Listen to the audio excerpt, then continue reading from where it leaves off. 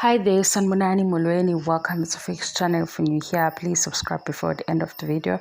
If returning, thank you for love and support. I appreciate you. Guys, umhlola owenziwe uMacele. Guys, uMacele uhappy, uyaglowa, uyabona nje uyakhazimula.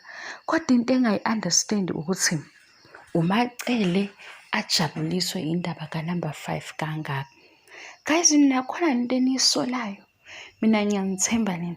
Le njabulo yaMacele no-number 5 guys nibona iyona like injabulo. Yazi ukuthi why ngilobu ngiyingabaza le njabulo yaMacele guys, siyahleba-ke siyaxoxa. Niyakhumbula ukuthi ku-season 6 uMacele wakhala kanye nobaba uMsile kubekhala etafuleni. And uMacele masesizwa ukuthi into emphethe kabuhlungu ukuthi le 2 ezohamba walwa ukuthi ayihlale, and naye ubenegotiate nobaba uMsile ukuthi akulungise izinto, so nje uzwela ubuhlungu. Yangidida lento ngathi umamkhulu ubuye ekhalaze ngezinto zakhe ezimisiwe ngenxa yamanye amakhosikazi, kodwa futhi useyazwela if uMangwabe noma yini bepheka behambe. Kodwa futhi ngalesi sikhathi umamkhulu wayengazi ukuthi ubaba uMsile kukhalelani, because le episode ngayibukisisa guys.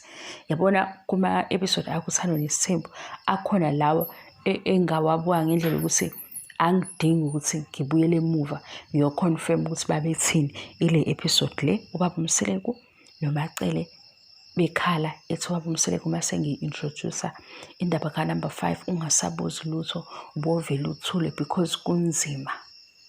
And ubaba uMsile guys iyiphi imfundo ephakeme kakhulu ye-manipulation. Amakhosikazi akhe komunye ungena ngomunye uyabaxova, and leya nto fanele uyihlale phansi uyibukisisa ukuthi why mayefika ngapha ukuze ehlale kahle fanele ekhulume iy'ndaba ezinegative ngomunye. Sesidlulile-ke lapho guys, asize la kuze everything anidid. Umamkhulu wakhala, kanti umamkhulu uzothola later ukuthi ubaba uMsile kahle ubunzima bakhe indaba yamayeni noMangwabe. Kodwa futhi ubaba uMsile ekugcineni wenza lento efuna uyena, because into ayikhalelayo ukuthi uMangwabe nomayeni abangahambi. Kodwa futhi ufuna u-number 5, ufuna uMangwabe nomayeni kanye no-number 5 ubafuna bonke. Hayi, umamkhulu maseyitadisha le nto wabona ukuthi wenze uPopayi la.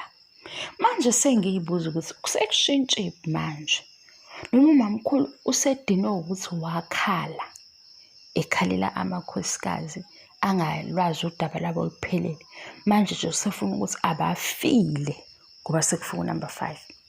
Because niyabo umamkhulu ngoba ethi-ke abafile esasho laphaya umakhosikazi kababa uMsile, ngicela untshela ukuthi mina ngoba ngisazokwenza ama-reviews sengithole kahle isikhathi nisazofila ngoba ningibuze eminye imibuzo ebheke eceleni, ngibe ngintshela kahle ukuthi uthando nesithembu ngibuka kuMzansi Magic, ngibuka kuShowmax, uMzansi Wethu, ngisho ukuthi ku-DStv stream ila ngithola khona le TV show nabantu bakhona.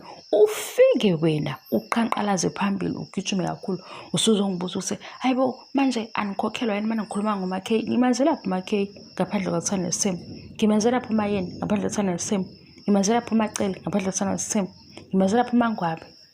Ngoba nje ngakhetha ukuthi ngomzuzu nangehora elivelayo ngiyokhuluma ngale TV show ngoba ngiyayibuka, and leya TV show inayo into ukuthi masuyibukile uphinde uyibuke. Enye into futhi into mhlawumbe sengiyibukile ngiyibuza ukuthi kanti bayiphambaniselani izinto kangaka.